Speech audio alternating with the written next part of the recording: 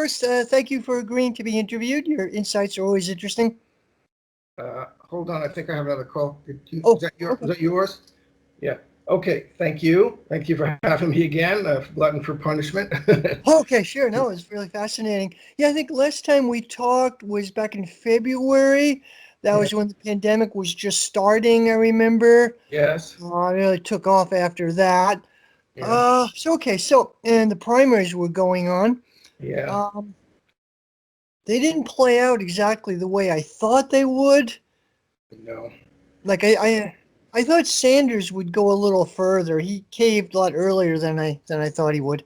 Yes, and it was the pandemic that got him out really Yeah, earlier than normal, and it was right, the right, Obama intervention in right, South Carolina, and you know, uh, the party just Obama got the other candidates to yeah, coalesce behind right, Biden and eliminated all of Sanders' other competitors. So, and the black vote in South Carolina by right, Clyburn and all of that right. came together. So, and Sanders just didn't have the gumption to make the fight. But you gotta put it on him too. He didn't have the gumption to make the fight. Right. He did not want to continue a fight that he would think would upset the Democratic ticket in the fall. Yeah, he said he didn't want to be known as the next Ralph Nader. He was terrified of that. Yeah. And man cave, yeah, that was too bad. Yeah. So you talked about in your latest blog entry about the payroll tax for Social Security. Now, I don't support Trump. I don't think anyone should support Trump, but there is a lot of liberal hysteria being whipped up over Trump, which is in some ways irrational. Not that Trump's a good guy by any means. And the payroll deduction tax to support Social Security. You mentioned Obama actually pulled that. Yeah, the payroll tax has been suspended before for Social Security, and Obama Okay. did it. Right, Uh, right. the general point, there are 2 points. First, I want to pick up on what you're saying about Trump in general. I saw a thing the other day, was a tweet or mentioned somewhere, someone did a poll showing that if if Trump came out for universal health care, suddenly the Democrats would be against it. Like there was a poll, actual poll, and Yeah, if and the Republicans would be for it. So exactly. Yeah, everybody is flipping around here. This has been it's horrifying to see this what's called Trump derangement syndrome. But it's just the obsessiveness with Trump. What I said in that payroll tax article was that Trump is like a bird in the house. yeah. Right. It's like a bird that got in the house. And if you ever had that, it's kind of, you can't not pay attention to it. It's flying Yeah, around, crapping on everything, and bumping and knocking over lamps. And so right. what we've had for 4 years has been this bird in the house that's doing a lot of crap, and everybody's attention is on it. While in the meantime, someone in the kitchen is setting fire to the kitchen, and someone's getting beaten up and kidnapped in the bedroom, and the termites are taking down the house entirely, and nobody's Right, paying any attention to that. And right. I think that's a lot of what's happening with Trump. There's an instant revulsive reaction to Trump from people on the left, the broadest concept of the left, Right. Liberals. Right. people from Democrats on. And it's perfectly understandable. As a New Yorker, I've been revolted by Trump for decades Yeah, as a personality, and I have no illusions about Donald Trump. But you can't just instantly react to everything he says without thinking yourself about it. And so this was one example. That's the general thing about Trump, and I think it's true. And I think it's infected our whole discourse in the past 4 years. And one of the things I said in 2016, right after the election, in the article I wrote, was that I was as surprised by anybody else that Hillary lost to Trump. right. And on the one hand, kind of the accelerationist argument that one might think I would have as a socialist and leftist and Marxist, that, oh, good, we have Trump, now the revolution is going to come faster. Right, right. I said that's probably not going to happen. What's Mm. going to happen now is going to have 4 years of saying, see, we should have elected Hillary. See what happens if you were going to, and it's going to disperse and dissipate the contestation. It has to be against everything, not just Trump, but the entire capitalist American system. And what we're going to have is people arguing, we've got to get Democrat elected 4 years from now. And that's what we've had. So in one sense, I'd be very glad to see Trump go for that reason. I think Joe Biden has to get in. I said, I think Hillary had to get in and fail and be the object of criticism and be the, neither she nor certainly not Joe Biden is going to be protected by the historic fact of being the first black president. And as Obama was, there was a lot of sympathy for him for good reason for that. But, when the Democrat has to get in and show their stripes, and you can't have an excuse not to protest against the Democrat. So that's one of the things that's been generally speaking, I think, one of the most negative things about the Trump presidency is that he's attracted all the energy and diverted it from the criticisms of the system and of the Democratic Party's position in that we have to make. And probably it'll only, it'll go on like that if he wins the presidency again. Right. So to get to the point about the payroll tax. So once again, Donald Trump is, the famous cliche, which is true. Even a stopped clock is right twice a day. Even a cuckoo bird says the right thing sometimes. And Donald Trump said something about payroll taxes that in the context of the pandemic and of dealing with the pandemic, I'm going to suspend payroll taxes just like Obama did. So now, even when Obama did that, well, let me start again. I'm going to suspend payroll taxes. That's what Obama did. That wouldn't get too much excitement from people who want to defend Social Security, although it would get some pushback as it did when Obama did it. A lot of people, this woman I mentioned from in the article, Kate, I forget her last name, from a Social Security defending nonprofit, when Obama did it, says, I'm worried about this. This is dangerous. You suspend payroll taxes. This is a very popular thing to do because payroll taxes are the biggest hit on workers' paychecks. They look at that first paycheck and they say, where'd all my money go? Young worker. So everybody who's traditionally defending Social Security is always worried about anybody coming in and saying we're going to stop collecting payroll taxes because they think it will undermine Social Security. So Trump said, I'm going to suspend payroll taxes, but then he also made the further remark, and I'm going to do it permanently. I want to end payroll taxes. Yeah. And Mnuchin, Secretary of Treasury, came out and said, and then the reply, which is the standard reply of people, everybody from the Democrats to the left, was you can't do that. It'll destroy Social Security. Payroll taxes fund Social Security. This is a way of destroying Social Security. And Trump and Mnuchin both said, no, and Mnuchin was very clear about this, we can make the payments for the benefits without collecting the payroll taxes. Mm-hmm. And we're not going to cut the benefits, we're just going to cut the taxes. Now, I don't believe them. I don't think that's what they'd end up doing or saying come, 6 months from now. But what they are saying is true. And it goes to the point, which is the modern monetary theory point, which is kind of, people have to get it in their heads. This is kind of trivial and banal. In a fiat system, fiat monetary system, the government creates money by spending. It does not need to collect taxes to make that spending. And this is obvious to us now. They just created $6 trillion of money. They didn't collect payroll. They didn't collect any taxes. They didn't need to collect taxes beforehand, certainly. And they're not going to collect those taxes afterwards. And what they're going to do is going to come back to you and say, oh, we do have to collect those taxes now, so we have to cut everything else. Yeah. So if you're in the frame of mind, if you don't accept and understand this point, that taxes do not really fund government programs. You do not need to, the federal government does not need to collect taxes in order to pay anything, in order to make payments or spend or pay benefits, then you're in a trap. So what I was saying was Trump and Mnuchin gave us the opportunity and precisely the situation we're in, where we see the government has just created $6 trillion of money. They gave us the opportunity to think about this. And, when we think we're defending Social Security by defending payroll taxes, we're not. We're actually painting ourselves into a corner, which is a trap, which is where we're arguing always for more taxes, and the argument is then about taxes. Who wants everybody to pay more taxes, and that argument has a resonance with workers who are overtaxed. Mm-hmm. The working class of the United States is overtaxed. And you see people who think that they have to collect taxes for government payment say, well, I don't want to do anything about that because we need those taxes. I remember seeing Young Turks. Who's the Young Turks guy?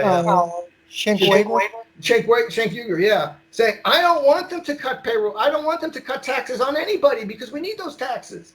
Yeah. So this is what you got. So when you allow yourself to get into that bind where you're talking about how much taxes we have to raise and how much we have to raise taxes on everybody, you're in a trap, and you're going to be saying, as Bernie says and as everybody says about Medicare, oh, we're going to raise taxes just a little bit on workers, just another 1/4%. But we'll take the rest of it from the billionaires. But the Republicans are going to say to the workers, they're going to keep raising those taxes. They're going to have to keep raising those taxes. And they will. They're right. So, that's not the way we fund government programs. And as I pointed out in the article, it was FDR who set up this system of trust funds, that the payroll taxes go into a separate trust fund for Social Security. That's what Al Gore called we should have it a lockbox. Blah, blah, blah. That separate trust fund is dedicated to paying payroll taxes, and we need to put the taxes in there so we can pay it. But Roosevelt himself knew and said that's a fiction. It's an accounting fiction.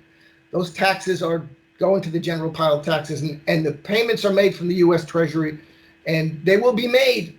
There's a kind of a contradiction in the law. On the one hand, the Social Security law says these are legally obligated payments. The government's obligated legally to make these payments. On the other hand, there's this other law, which is the anti-deficiency law, which says you can't pay if you don't have enough money. That's not directed to payroll, to Social Security specifically. But that's the kind of thing that makes it look like we need the money. It's a legal requirement or a policy requirement. Oh, we won't spend any more money than we've collected. But you don't have to be constrained by that. Economically, that's completely unnecessary. And the left has to wrap its head around this. And it's really quite simple. Where does the money come from? I don't create money. The local grocery store doesn't create money. Amazon doesn't create money. Exxon doesn't create money. The place that money comes from is the spending power of the federal government. When they say following sums are appropriated, that money is then put in people's accounts by the Treasury. That's an order from the government. It's a political decision. The other place that money is created is by private banks who are delegated the authority to do so by the government.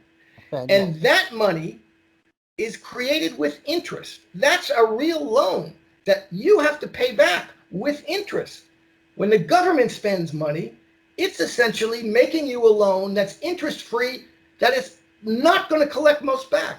Taxes are collecting back money that the government has spent into the economy already. So you would never want the government to collect as much taxes as the money they spent. You'd have no money left in the economy, except the money created by private banks for their profit at interest. That's why the banking system doesn't like this paradigm. They want to say to the government, you have to balance your books. You, just like a business, just like a household, you have to balance your books. They don't want the government putting non-interest, interest-free loans into the economy that aren't mostly taken back. They want everybody to have to come to them for interest-bearing money that they make a profit on. And that's one of the tricks of austerity. And if you don't understand this, and you're still in the framework of we got to collect taxes to fund programs, you're helping the banks. Because they're the ones who like that. And they like that for a reason. Because the government, we don't have a public banking system. The government it delegates that authority and the right to make profits on it to private banks. Because you can't, and there's a reason for that. You need credit in the economy. The government's spending decisions yearly cannot account for everything. Businesses, individuals, organizations need to raise money and get money. So they have to go out and take a loan. Now, there should be a private banking system where the loans are, the interest rates are very low, and people can get loans when they need them. That's fine, but we don't have that. We have a private banking system in which the government has allowed the banks to charge interest. And so if the government isn't spending the money into the economy, the banks will be loaning it into the economy at interest. And that's the trick that everybody has to learn. So it is the case. And the left argument and the left slogan should be abolish payroll taxes and have Medicare for all and raise Social Security benefits and extend them, et cetera, et cetera, et cetera. We've got to get off the ground of arguing how we are the ones who are going to show you how we're going to pay for everything with the right kind of taxes. That is very interesting. What would you say is the purpose of taxation then? Yes. Well, there's the main there are a number of purposes. And it's important to note that in this way of thinking, taxes are absolutely necessary because they are what makes this monetary system work. Because everybody has to use the dollars that the government creates because they have to pay taxes in those dollars. Yeah. Okay. In other words, you're required by law to pay taxes. So therefore, you need that, and it creates therefore it creates a unified system. Money should be a tool to help, encourage, to help with exchange and production, to encourage production for the right purposes, and to help people, exchange and produce goods in society. That it shouldn't be a tool for speculation. So in that respect, taxes are necessary as the tool that allows a kind of universal means of production and exchange, and they're necessary to pay taxes. But the other reason, from the left point of view, of course, taxes are necessary to limit inequality. So it's not that we're against taxes. I want high taxes on the wealthy. I want confiscatory taxes on the wealthy. During the Eisenhower administration, the highest tiers of income were 94%. Right. And Eisenhower was fine with it. Kennedy was the first one who said, we have a tax cut. But, everybody coming out of World War II, progressive income tax, absolutely, I'm for it. I'm for a maximum wealth and income policy. Above a certain level of income, you're taxed 100%. Nobody needs, pick a number, 10 million, 5 million, 1 million. Nobody needs more than that per year. If you get that free, once you get above $1 million, and everybody also has to understand the progressive tax system is one which is, when I say 94% tax, not your entire income is 94% tax, but your income above a certain level, every dollar you make above. I think it was $200,000 in the Eisenhower administration. It was of course, you have to adjust that for inflation, but adjust it for inflation. Bring it back, but I'll go for 100%. And I would say end all income taxes on people making less than $50,000-$60,000. Yeah. You don't need them to. What you have to do is, what's the purpose of taxes? It's to, from our point of view as the left, it's to limit inequality. Because inequality is not just inequality of money, it's inequality of power. And because we, the society, because that money is our product, it's not, as Thatcher says, and as everyone in this framework of we got to pay for things with taxes says, it's not taxpayer money. It wasn't created by taxpayers. It wasn't taken out of their pockets unjustly. It's social. It's a social creation that we created by political and social decision that we can control where it goes. We can say, okay, we don't. That's why you'd also have taxes that would encourage and discourage certain kinds of industries or certain kinds of behavior. You might have, cigarette taxes and things like that, and taxes that would encourage you to do certain things or discourage you to do certain things. Those are social decisions. This now puts the focus just where it should be. This is a social and political decision. We have to decide, and our government, our representation should be oriented toward deciding what are our social priorities. What do we want to spend on? And the issue so that's where taxes come in, and they have a very important role in society. We can't do without taxes, and I'm all for them, but they're not to raise money. You don't have to sit back and say, how much money can we get from Jeff Bezos this year? Because you say, screw Jeff Bezos. We're gonna create the money we want, and we'll take the money from Jeff Bezos that we want. But those are two different things. We don't want Jeff Bezos controlling the Democratic Party. We don't want these billionaires controlling the political parties and controlling our political life. So we'll make sure they don't get too wealthy. But we're not going to sit around and say, oh, we can't do this program until we figure out who we're going to take the taxes from. Yeah. They use that as a scam too. Well, we don't have enough money on the state level. Now, how does this tie in with the use of the dollar as the international reserve currency? Yeah. Well, I'm not going to say I can give an expert opinion on that. I mean, it is important. Saying the dollar is the international reserve country it's not like there's a tag, there's a label given out for that. I don't think there's an agency out there that's saying what's the international reserve country. It's the dollar. What it means is that most trade in the world is denominated in dollars, and people even in third countries trading with each other want to have payments in dollars, and that's because of the Americans' control of the payment system. Also, I don't pretend to understand this, but this is a very important thing, that the United States has control of the banking and payment system in the world. So SWIFT was called the SWIFT currency or something.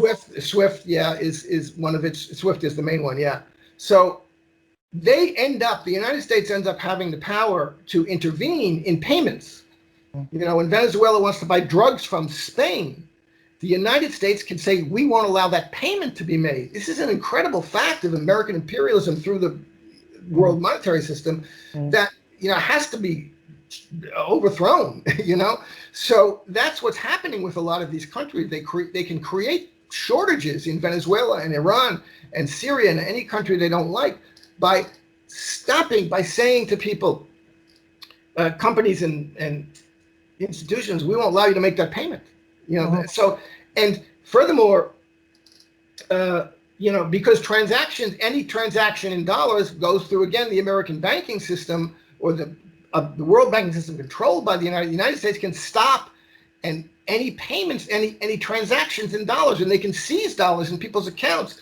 So it's very important for the world to get around and get over and ultimately change in some way the fact that the banking system and the world payment system are controlled by the United States, and most of world transactions are, and that is changing. So now you have Russia and China agreeing to make trade deals that are denominated in yuan or in rubles, and they decide their exchange rate, and they don't have to make any payments through American banking systems or through the world banking system controlled by the United States. So that's an important, extremely important. We see the bad effects of it all around the world. Right. Venezuela and Iran and any country that the United States disfavors. And this is a mode of warfare. And the control of the banking system is like the control of an army. It's a big, powerful army that the United States uses to lay siege to these countries in preparation for any necessary military siege. And that's something that we have to get around. But that's going to be, hard to do, because if Russia wants to trade with China, they can make a deal with themselves. But if they're going to trade with Germany or France, with one of the countries that are in the American orbit, it's hard to demand that you get out of this payment system and get out of this.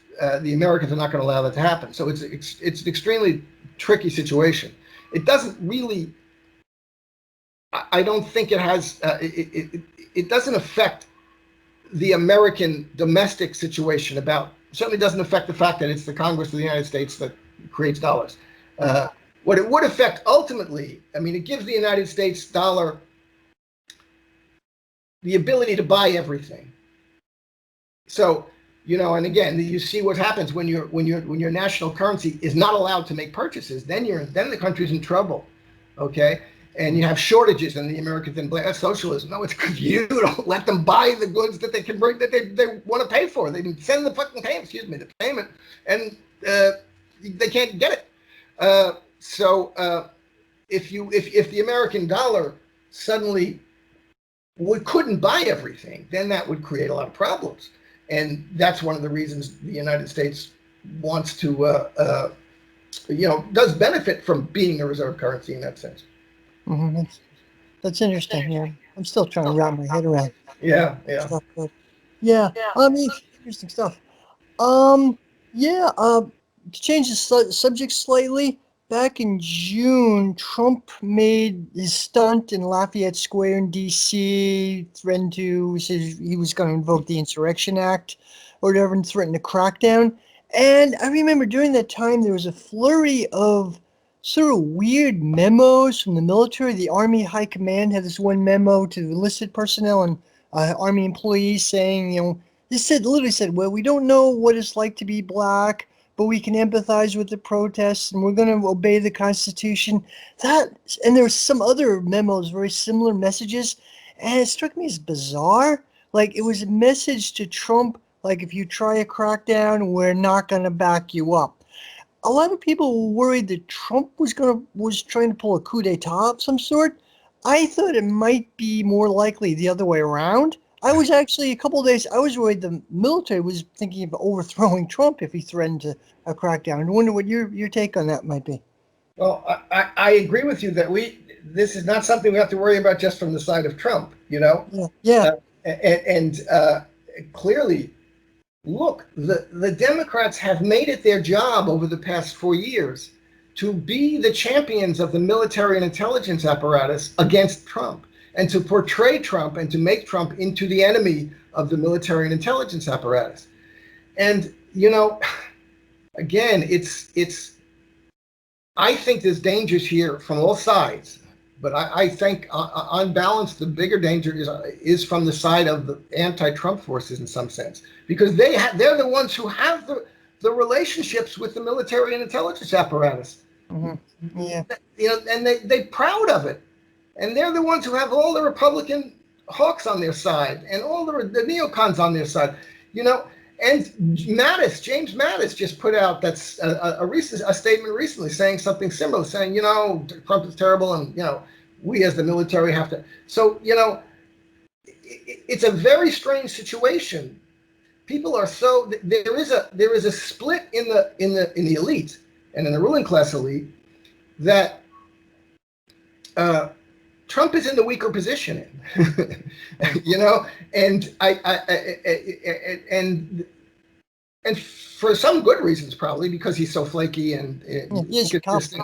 And they're saying he never reads anything. He doesn't think through it. He takes one position one day, another position the next, and that's absolutely true. So to some extent, they're saying, well, we don't really like dealing with this guy for that reason, and he's a dangerous guy to have as a president for that reason. That may very well be probably is true. But the other reason they don't like him is because he says things that they don't want to hear. During the election, when he said, "Doesn't Russia kill people?" He said, "Don't we kill people too?" He says he said something recently similar about he says he wants to get out of Syria. I want my troops out of Syria, and they don't let him. Yeah. He says that's what he said this week. He said, I wanted to pull out of Syria. They wouldn't let me. Yeah, he says this. So you have the president of the United States telling you that he doesn't have the power to do what he wants in terms of the military, that there's an apparatus there that blocks him from doing it. And of course, they were able to use the thing that he likes. Oh, we'll stay there and steal the oil. Oh, that's a good idea for Donald Trump. Yeah. So, that was the pitch that worked for him. But he now knows. He's saying, we don't need that. We don't need that oil.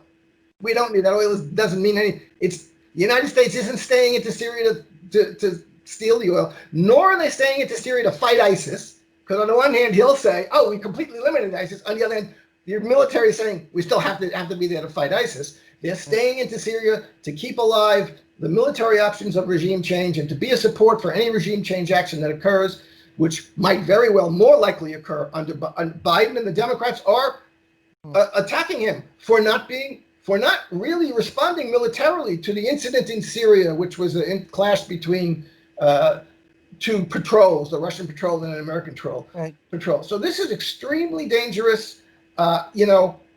Everybody, it was the Democrats and the Clintonites who didn't accept the results of the election and wanted to overturn Trump, and one of the things that I think everybody has to, I have to say this again, one of the things that the military doesn't like Trump for, and not necessarily the military generals now, but the whole hawkish military apparatus and the neocon apparatus, Trump made a decision that was the most radically anti-militaristic decision since JFK withheld air power at the Bay of Pigs. He called off a strike on Iran that he had already greenlit, that was in the process of occurring, with an hour to go, and he pissed off John Bolton. That's one of the reasons John Bolton left, and the neocons.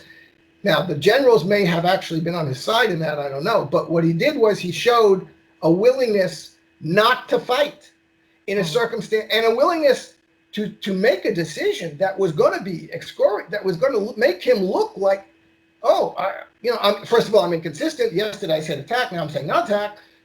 And secondly, I don't really want to attack Iran. It's a dangerous thing.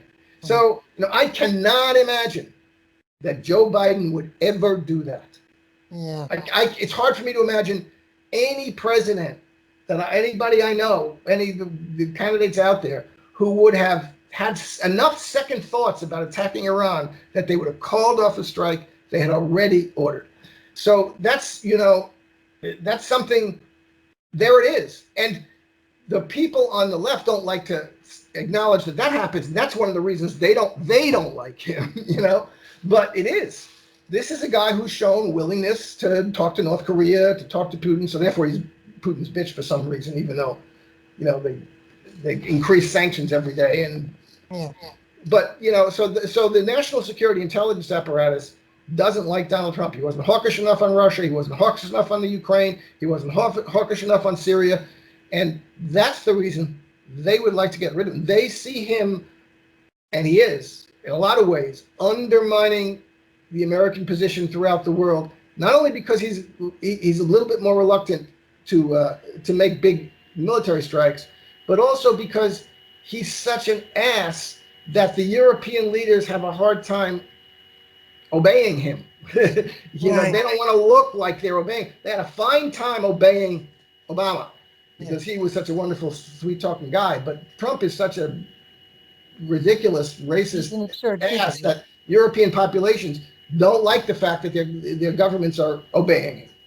And so they want someone else as the front person for the American government who plays the role better and who looks like a humanist, so to speak. And I think what's going to happen in November, I have no idea, but it's going to be a shit show. Can I curse here? Sure. Yeah, it's going to be a huge shit show. It looks like they're setting that up. Yeah, it definitely looks like they're setting up. You're familiar with Whitney Webb? Yes. Yeah, she used to write for Mint Press. She's with Last American Vagabond, which I think is a libertarian. I'm not sure Whitney Webb's politics, but she's written some really good stuff. She talked about the Election Integrity Project. I guess a Harvard project. A bunch of former Clinton people worked on it. They role played like different scenarios about election interference or whatever. Part of the scenario she talked about was what to do if Trump wins by a relatively wide margin. And it talked about scenarios where states with Democratic governors would appoint different electors. I'm not sure how that works. Another scenario, actually, what's his name? The Podesta, John Podesta, former campaign manager of the Clintons. He role-played a scenario where the three Pacific states, Washington, Oregon, California, threatened to secede from the Union if Trump is elected. It hinted at a military coup if Trump is elected. And it's kind of weird they were even openly discussing this, but what do you think the chances of military intervention? I think they're very small, I would say right now, because, the military's role in this really is to do nothing. There's going to be a political fight, and the military are not the arbiters of this and should not become the arbiters of this. Yeah, it's very dangerous. If this is a fight politically and legally, it's going to go through the courts. Although it doesn't. I don't think that's a good answer necessarily anyway. But it's a better answer than the military. Yeah. But The problem we have here is indeed election integrity, although I may not be using it in the way I read that piece, in fact. Okay. But this is we're coming to an obviously inevitable apotheosis of the problems of the American electoral system.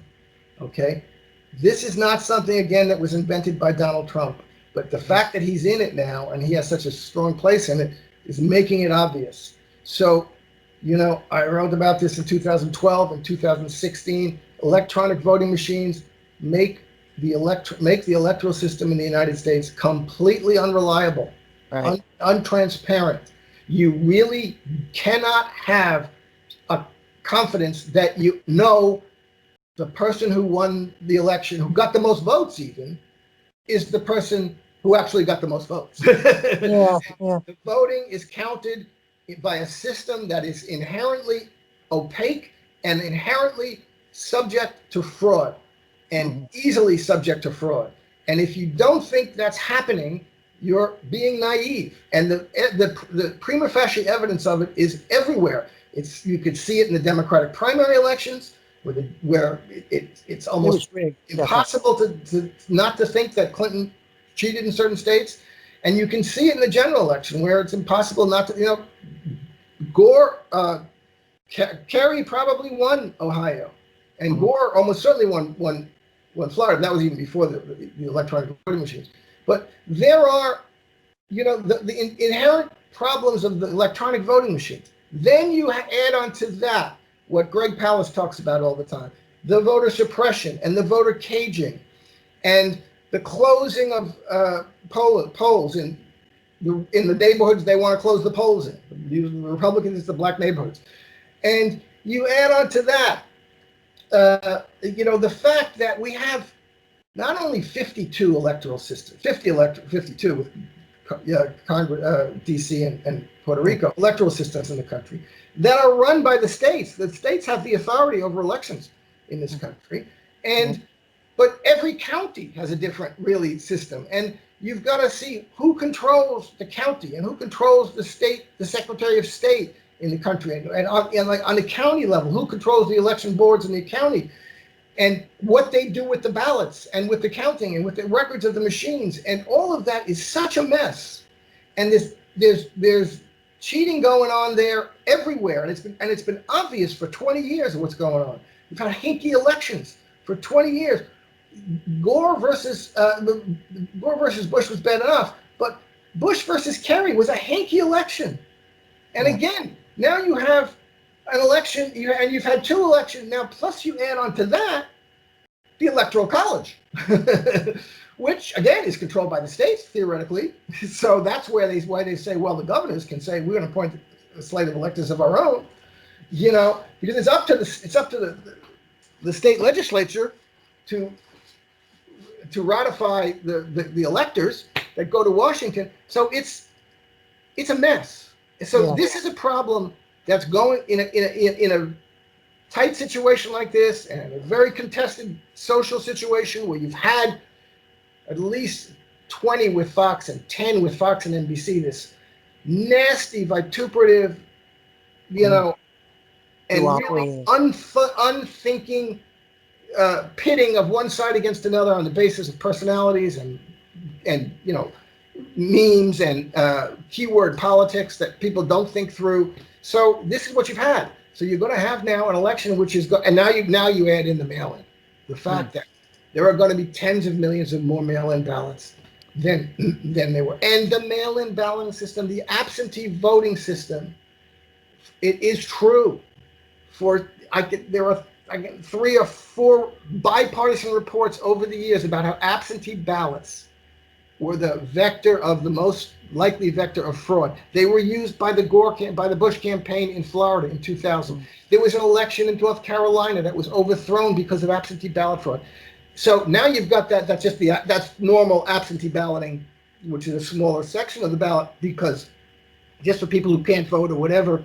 And the Republicans have developed a strategy of ballot harvesting, where they take they go around and pay people and take their blank signed ballot and send it in for them. This has been happening in the country. So Donald Trump says mail ballots. Well, he's right. Mail-in ballots are dangerous. And even Greg Palast has said this. They're dangerous also because they get thrown out. Right. People, you don't know whether your ballot's going to be counted. Mm-hmm. Because until recently, until this election, and I'm happy this is happening in this election, everybody wants to see the results on election night. Because the media is driving, we got to get the results on who's going to have the first one to say who won this and who won that. That's crazy. We shouldn't have had that ever. But so these local election boards, don't want to be bothered counting these extra 5,000 ballots that are over in the corner in the mail sack after the election's already been announced. They're just going to chuck them. Yeah. And this is now going to be on a huge scale. So they're going to have to count this. Is the infrastructure there in places that have used to counting 1,000 absentee ballots to count 50,000 mail-in ballots accurately and in some reasonable time frame? So what everybody's worried about, and they should be worried about, is some situation where there's going to be at the end of election night, when everybody's used to saying, "Oh, now we know who won." You might see the Democrats are worried that Trump will look like the winner of the Electoral College, and then there's still more, but the states and all the voting precincts are saying we still have millions of absentee ballots, mail-in ballots to count. And then the Trump people will say, no, you're going to cheat, blah, blah. And there's going to be 100 lawsuits about this and demonstrations to try and either stop or continue the counting of mail-in ballots. And it might go the other way around. Maybe look like Biden won. And the Trump people will say, nobody's acting in good faith on this. Neither the Democrats or the Republicans are acting in good faith. And the Democrats should recognize and have recognized the problems of the balloting of the electoral system in this country. We spent 4 years moaning the fact that Donald Trump was elected by a minority of the population, and not a minute talking about the Electoral College. It just astounds me. You say to people, "Oh, the American people did not choose Donald Trump. He lost the election by 3 million votes, and he became president." Donald Trump isn't the president because the American people chose him. He's the president because the Electoral College chose him. Oh, yeah, that's true. But yet, for 4 years, there's been a narrative about the American people as if they chose Donald Trump. Oh, they're so racist, sexist, blah, blah. Well, wait a minute. If there were no Electoral College, on the basis of the exact same facts, you'd be saying, oh, look how the American people rejected racism and sexism. Right? Yeah. But so this narrative about not just forgetting, let's pretend the Electoral College doesn't exist and talk as if it was the American people who elected Donald Trump. Yeah. But you're so afraid of talking about the Electoral College and what it would take to change the election system in the country so that A, the Electoral College wouldn't be able to determine who's the president, B, everybody in the country would be able to understand, to follow where their ballot went, and to have a confidence, almost certain confidence, that what the person they voted for was counted. The ballot was counted for the person they voted for. And no, I think there are very few people in this country who can say that with any confidence. And we can have it. We can do it easily. We should have counting of ballots by hand in the precinct, live stream television to the world. Anybody can go in and watch the ballots being counted in their precinct. And if I've been in that situation, people in the Palestinian elections, people count. The teacher, who was the guy who was in the school, they came in, the teacher opened up the ballot box with representatives from all the parties. He showed them every ballot that was, is this right? I'm going to count this for this. I'm going to count this for that. That's correct. Put it on the board, blah, blah, blah. The results were posted locally on the door of the classroom. And then so everybody should know. And the counting should take place locally and in public. And it can be done now. You want to use technology? Use live stream technology. Everybody can see. The candidates' representatives should be there in person, and the public should be there via live stream. When all the ballots are counted, how they're counted, who's the winner in that precinct, then that result is transmitted to a central station. Before any result is transmitted to a central station, it should be counted and tallied. So everybody can go back and say, no, this precinct voted this way. You can't send raw data to a central station and let them tell you how your precinct voted. That's just bad, and it's inherently subject to fraud and will be used to cheat. Right. It looks like it could be, some people are saying could be like scenario like the corrupt bargain of 1877. There's a Gore Vidal novel about it. Tilden versus Hayes. That was a mess. That whole election was a mess. Went on for a few months. It could be a scenario like that. I don't know. What do you think Trump's game is? He has been saying some incendiary statements. Well, I'll go for a third or fourth term. What's he do? Is he just being Trump or riling up his base? What's his game? Yeah, well, he is. He's being Trump, and he's being a narcissistic asshole. And he'll say, it's hard to balance this, but on the one hand, Trump has a lot of power. You say, so you have to pay attention to what he says. On the other hand, it really doesn't help you to pay any attention to what he says because he's constantly talking shit. It rarely translates into action in the way that he wants it to, and he'll say the opposite thing the next day or 2 days later. So. Again, Trump is this character who's such an attention-grabbing narcissist, and that he wants to be reelected. He'll say or do anything to be reelected. He's going all over the place about everything on that, and it's impossible to know what he's going to do next. He's impetuous and inconsistent, but I don't place a lot of weight on his words. He boasts about things he has no power to do. I mean, he constantly boasts about sending federal troops into here or there or the other way, but he's very limited in that, and he's not going to get away with a lot of things he says. And he's not going to get a third term. You're not going to change the Constitution with Donald Trump, and he's not going to just say, oh, you can't do it by proclamation. It's not going to happen. And the political forces in the United States aren't going to let it happen. Donald Trump does not. Now, there could be and may be and almost certainly will be local groups of people. I don't say almost certainly, but very well might be local groups of people who are absolutely fooled to the brim by Donald Trump, and have a personal think they have some kind of personal stake in him, and that he has some kind of personal stake in them, who might go out and arm people and make trouble here and there, and that might happen, and it's a bad thing and it's dangerous, but that's not going to amount to something that's going to have the political power to give Donald Trump a third term. What's going to have what's going to result in is mass armed repression by the state against everybody, not just against right-wing people. It's going to result in mass armed repression and legal repression and censorship and blah blah blah blah blah of everybody. Mm-hmm. And so there's a level at which they're itching for it. This is Donald Trump. Come December, when the votes are I think it's in December 15th or something, that the vote is certified by Congress.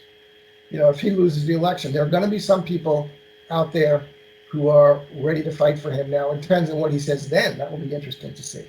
Yeah. My suspicion is, at that point, unless there is real evidence of fraud, which there might be, he will kind of give up the ghost. He doesn't have it in him to do this. Donald Trump is a weak person. You can't see this. He's a boaster. He's a bully. He's a blatherer. But push comes to shove, he lets other people push him around. He's been pushed around by this deep state he keeps talking about, and he talks as if he hasn't been the president for 4 years. Oh my God! Look what they made me do. What are you talking about? I mean, if he had a strong president, he would have fought the deep state that indeed exists, and he's part of. That's interesting. And we talked about the groups that are coalescing around Biden and the Democrats, like the deep state, military-industrial complex, intelligence apparatus, and so on. What groups are behind Trump? What part of the ruling class, if any, or is there any really that supports Trump? What's his power base? Yeah, there are.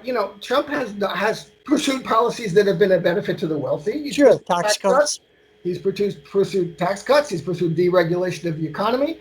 And he's pursued. He has a, he's not an anti-imperialist. He's an imperialist. But an imperialist is a little bit wary of getting into big fights. But he's improved. He's certainly, the Zionists have no problem with Donald Trump. Donald Trump has, again, taken what was the logic of every position that every pro-Zionist politician in the United States has, and pushed it to the logical conclusion. Yes, we're going to recognize, we're going to move the embassy to Jerusalem. Yes, we're going to allow Israel to annex whatever it wants. Yes, we're going to broker deals between Israel and the Arab countries to further crush the Palestinians. He allowed himself to be fooled. Look at this story this week that Netanyahu showed him a deep fake video of Yasser Arafat calling for the killing of children. And that's what got him pissed off, what got Donald Trump pissed off against the Palestinians. And again, he's easily fooled and easily manipulated. So, there's now I think the Zionists also would, be perfectly fine with Joe Biden. I am a Zionist. So I don't think that's really an issue for them, because they're confident that they have the support of either party. But there's probably oil and gas extractive industries like Donald Trump, mining and oil and gas, and he has this alt-right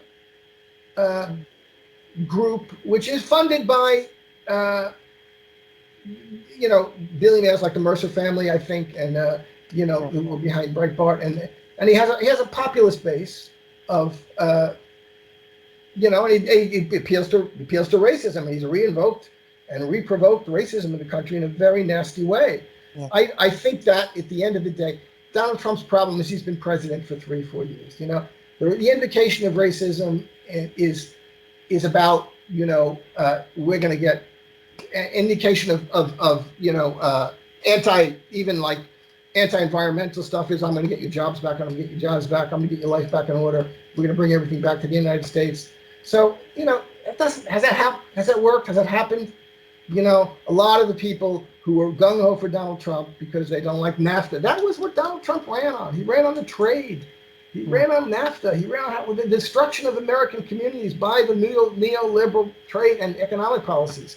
And that's what got him past a small group of, rabid supporters into a 60 million people who would vote for him rather than Hillary Clinton.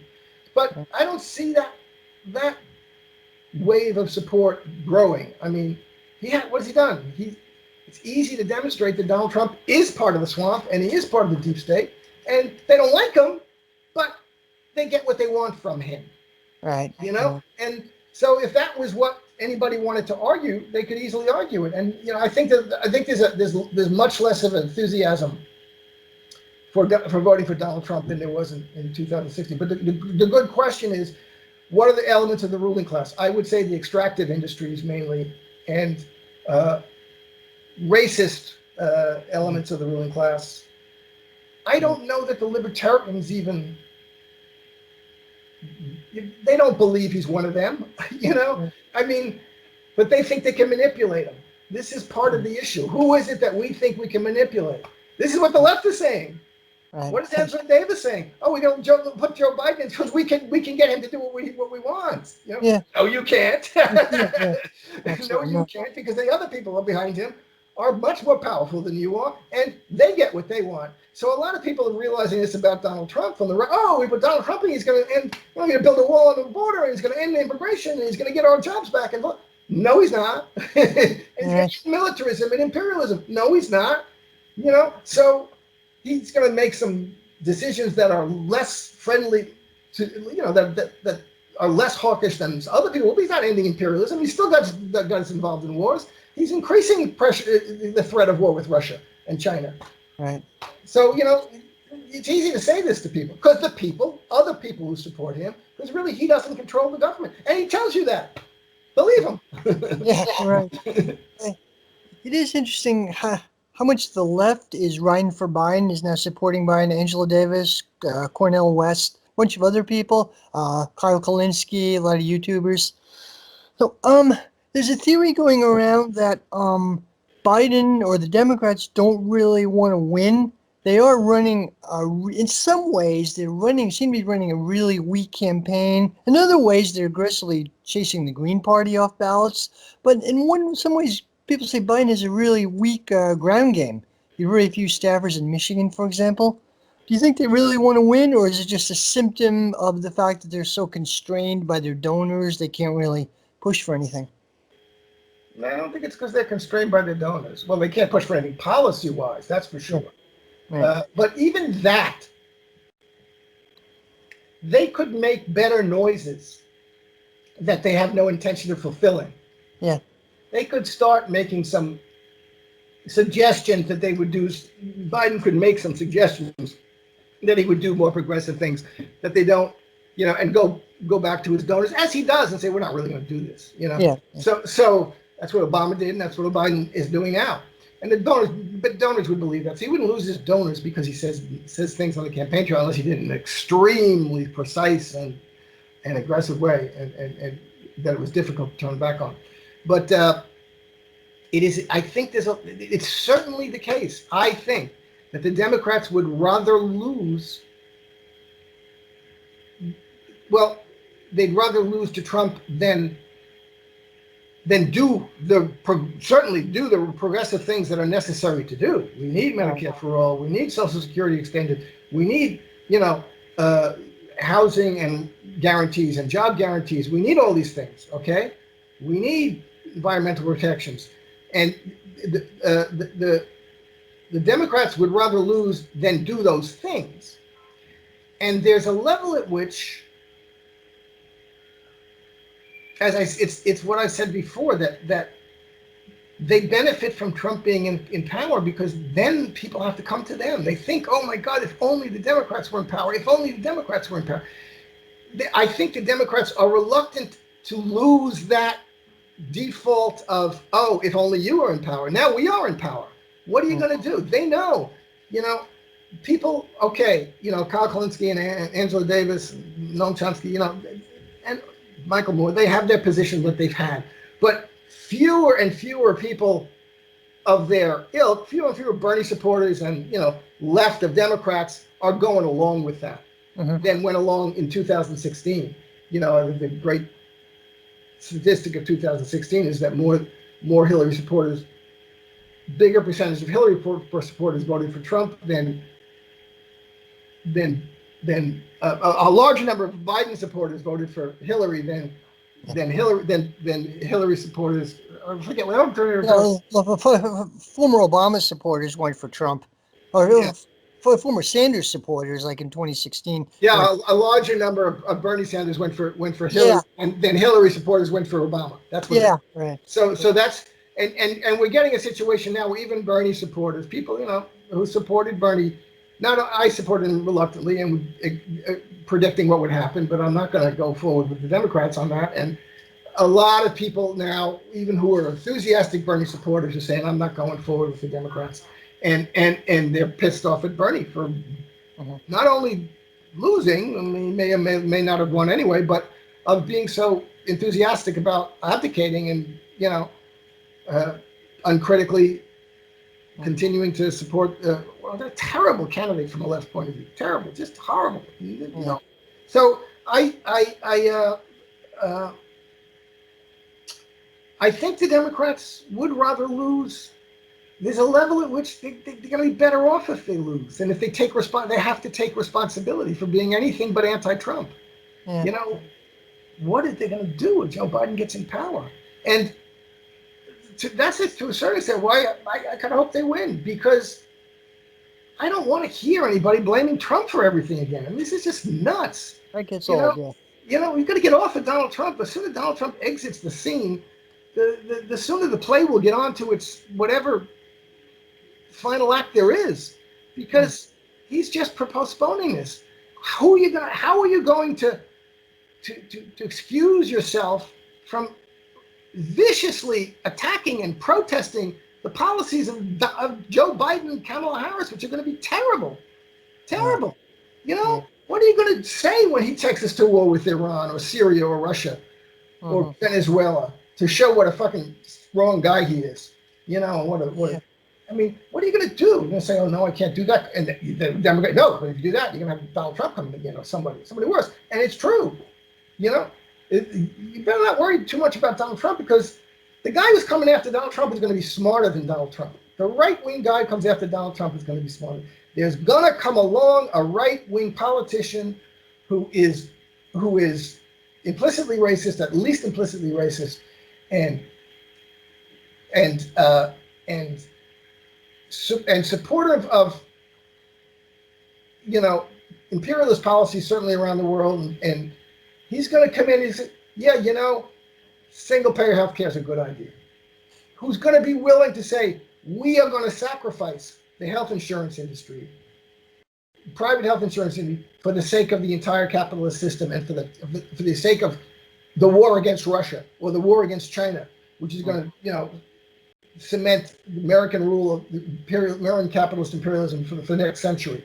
So, someone's going to come in and say this, and be smart about something and say, well, so, it's the Democrats. What are they going to get? What are they going to gain by winning? I don't know. Just trouble, as far as I can see. Yeah, interesting. So finally, how do you see things playing out in a possible Biden administration? Terrible. Yeah. I really have. It's terrible. Right. And it's going to be, they're going to try and play Obama. Okay, we're going to give you the public option. Maybe. They're backing off on everything. Even that they're backing off on. Yeah. We're going to tinker with Obamacare, the ACA, and make it, a little bit better, and, mandate Medicaid expansion or something like that. Mm-hmm. They're going to try and reform the edges of these ameliorative programs that they have in place.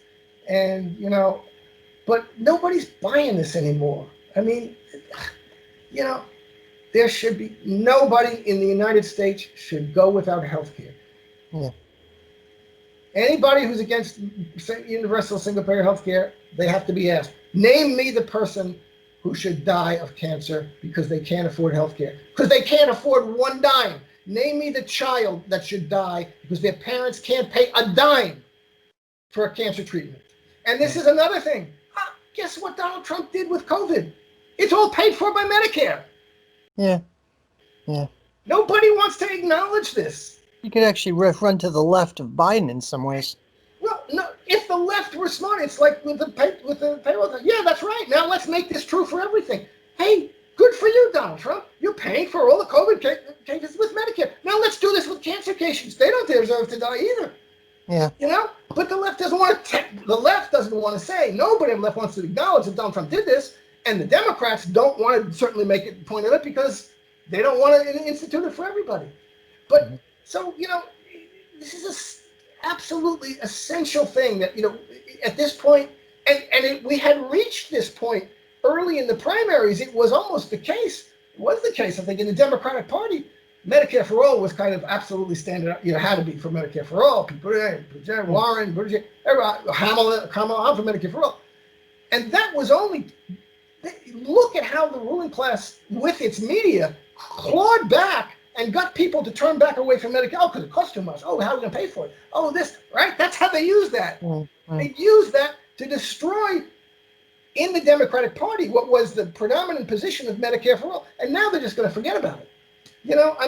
So to me, that's a sine qua non issue. If you can't support Medicare for all, then why should I even talk to you? You are telling me there's some person out there, there's some child in the United States that should die of cancer because their parents can't afford the bill. And I want you to name that child. And if you don't, then you're a goddamn coward and you have nowhere, I don't even talk to you. Okay? So, or there's an adult. There's an adult, a 25-year-old, a 35-year-old, a 60-year-old should die of cancer because they can't afford the bill. Oh, but they can afford it if it's only $1,500 a month. No. Zero. If they don't have a dime in their pocket, they should die of cancer. Yeah, if you don't name the person, name them. If you can't name that person, if you can't point the person next to you and say, yeah, this person should die of cancer. My child, my brother, my sister, my husband, my wife, if they don't have a dime in their pocket, then I don't want to talk to you because you're not being serious. And there are libertarians who will say, yeah, that's true. Okay, at least they're taking their position. But people who claim to be on the left, or people who claim to be anything but rabid libertarian, ridiculous people are tell me why. And if you come back, how are you going to pay for it?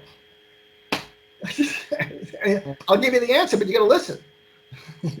Right, that's interesting. Do you think Kamala Harris will actually be the end up as the acting president?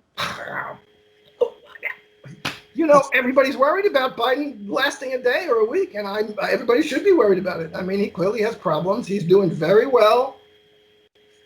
I know he's doing pretty well. You know, they got him juiced up. I think. I don't hesitate saying it. They do a good job of it. They know what they're doing.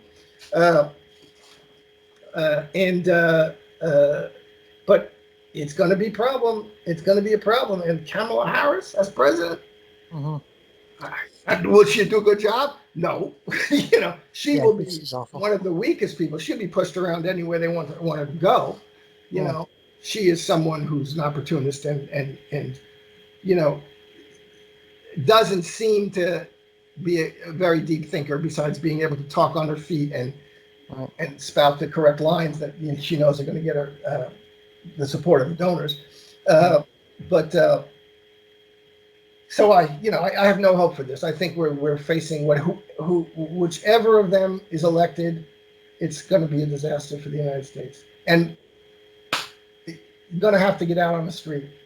Beyond this Black Lives Matter stuff, there has to be street protests, militant street protests for Medicare for all, for job guarantees, for shit that we should just have and we can't do without. And you know, that has to be whether it's Biden or Trump, and it can't be led by the Democratic Party. This is the problem. If Trump's being reelected, the Democratic Party is gonna assume its leadership of the anti-Trump opposition, and a lot of people will let it default to that, which is terrible. All right. So you think we're nearing like an apotheosis, a reckoning? Well, we're there. I think something bad is likely to happen during the election, but I don't see, you know, the George Floyd protests. What started after George Floyd had a tremendous potential.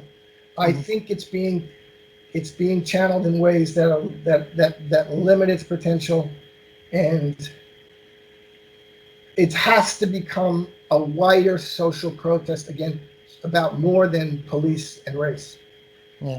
You know, that's there, and that has to be there, and this could have been the leading edge of something that could have won it.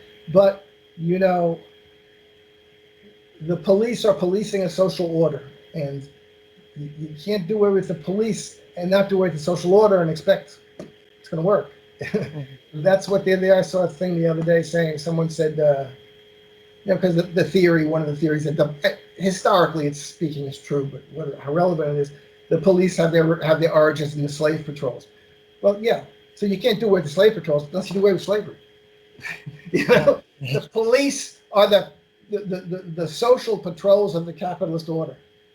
They're the patrols that prevent the social explosions from inequality and immiseration and joblessness and homelessness and health carelessness.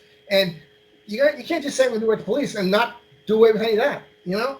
So this is what we have to do. And you have to move into that. And there have to be, but there's such an apparatus of wealthy Democrat and powerful politicians and NGOs, et cetera, that are there to make sure protests don't get too radical. So, you know, I don't know. It's going to be whoever it is, whatever happens, the apotheosis is only going to have good effects. You know, precisely if there's some kind of uproar over the elections that gets settled by the Democrats in their favor, you know, then it'll be, see, we saved the country from fascism. Isn't it wonderful? Big heroes, blah blah blah. They'll be the heroes. Who's going to attack these heroes? How do you attack the heroes? You saved us from fascism. We saved you from fascism. You know, this is what's. So I don't know. I don't see anything good happening. I frankly have not a hopeful vision for the next few years. But surprises happen. Finally, one more question. I don't know if you're familiar with the Movement for a People's Party, Nick Brana, kind of largely reformist attempt to build a third party. What do you think that movement has potential, or do you think it's just another? Well, I know about it, but I'm not that familiar with it. But my Okay. position on third parties is the following: you cannot have a successful third party until you change the American electoral system. We need secure, transparent voting systems and counting systems, and we need ranked choice voting, and we need the elimination of these ballot measures, these legal measures that prevent third parties from getting on the ballot, and you need financing controls. Absent of those things, a third party is not ever going to succeed, and you certainly can't have a third party that goes into elections and says, "Oh, we won't contest you in contested states." Mm. No, the only way a third party is going to succeed is if it causes the Democrats to lose a state. You have to be willing to say, we're running in this state, and we don't care if Trump wins the state because we're on the ballot. That's the only way you're going to succeed. You can't go into a third party and say, "Well, we'll only run in places where it's not going to hurt the main enemy of ours," really, who is the party that's the obstacle for us, that's taking us off the ballot everywhere in the country. Yeah. So I third parties, I voted for them. I may vote for them again, but with the electronic voting machines, you don't even know if your vote's going to go for them. They can reallocate the votes to another candidate, and in a swing state where there's 10,000 votes making a difference between the Democrat and the Republican, if Jill Stein or Howie Hawkins gets 3% of the vote rather than 4% of the vote, nobody's going to notice that 1% went somewhere else. Right. And they can do that with electronic voting systems. They won't even have the legal authority to contest it. And they're going to say, "We're not going to win anyway." No, you're going to win. So you have to have secure, a transparent, trustworthy voting system to have a legal. That's the main thing. We can't talk about it. The left doesn't talk about it. We don't talk about it. For 20 years, this has been going on. People have been saying, "Look at these voting systems." Greg Palast has been saying, "Look at this and that." And you have 52 different voting systems. The constitutional system itself makes it difficult to do this because you have to do it in 52 different places. More than that, multiplied by the number of counties. So we have a fake democracy in the profoundest sense, in the sense that nobody really knows what's happening with their vote. Some people in some precincts and some counties do. It's pretty clear. But by and large, what the hell's going on? Who the hell knows? Yeah. And so I think we should all be boycotting the election until we get an electoral system that we can trust. Right. I mean, really, that's what we should. If everybody stopped voting, they could not claim to be a Democratic, to have the legitimacy of the. If you had 10 people, 50 people, 25 million people in the country signing a petition saying, "I'm not voting because I don't trust this electoral system until I get one, I won't vote." That would be don't just stay home. It has to be a political movement. You have to have demonstrations outside of voting places, not nasty demonstrations, but just saying, "I didn't vote. We didn't vote because this," and we can show you how this is not a fair vote, a trustworthy system.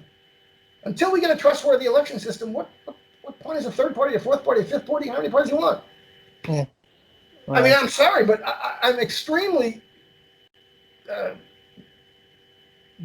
disaffected with the American electoral system. Yeah, it's so corrupt. If I remember from the primaries, the Democratic primaries, like if I remember this correctly, every state that had a paper ballot, Bernie won, at least in the beginning. It was, in the two. I have the results of the 2016 study. There was a primary. There were studies that done that. Clinton won in the primaries, way past the polls and the exit polls and the projections, only in states that had electronic voting machines. Right. So, a little suspicious. When you see, and this is what happened with Bush in 2004, and when you see anomalous results in a number of different places that only go one way, if it was an accident or by chance, they would be, half of them would go one way and half of them would go another. But if you see anomalous results outside of the exit polls and the especially the exit polls and the polling projections 10 and 8, 10, 12% more than the projections or the exit polls, and they're always one way. You got to say, I mean, it's terrible. Watch the Illinois electorate in the primary in 2016. Okay. Afterwards, they were at the electoral board, and people were complaining and screaming, and I said, "Oh, but we audited the election. They chose the precincts to be audited. That's not an audit. It's got to be randomly chosen. You have to have a method of doing that. So it's a terrible system. And my analogy is, if you're going into a poker game and you sit down at the table and you know in advance that the dealer is working behind the screen and telling you what the cards are and not letting you see them and blah blah blah. If you play at that table, it's not because you value your money. It's because you don't care about your money. Because you disvalue your money. You devalue your money. Right. So when I go into a voting system like that and vote, it's not because I value my vote. I value my vote. I'm not going to go into that system. I value my vote. I'm going to say, I'm not going to sit at that table until you show me the cards. And the only thing you're doing by sitting at that table is giving legitimacy to the game, saying I acknowledge this game is legitimate. Right. And that's what they want. That's what they want. Right. They want you to acknowledge that the game is legitimate. Right. And it is. Right. So finally, is there anything else? I have to go soon. Anything else you'd like to share? No, I think that's enough. Okay. I really appreciate you spending so long, Kate. Yeah, that's okay. I really appreciate you spending your time with me. Very, very kind to me. Okay. Well, thank you. Okay. Let me just mention, please, if people want to follow me, they can follow me on Facebook at The Polemicist. Okay. On Twitter at The Polemicist _, and on my website, thepolemicist.net. Okay. Also, you were on Radio Sputnik with Brian Zucker. Yeah, I'm a frequent guest. I was a frequent guest on Loud and Clear. I'm sorry to see that go. I'm also on The Critical Hour with Dr. Wilmer Leon and Garland Nixon frequently. I've been on By Any Means Necessary with Sean Blackmon and Jackie Lukemans frequently. Okay. And recently I've been on Political Misfits. Okay, Political Misfits is very interesting. Yeah. I love that show. Okay, well, thank you very much. Okay, thank you, Kate. Take care. Bye-bye.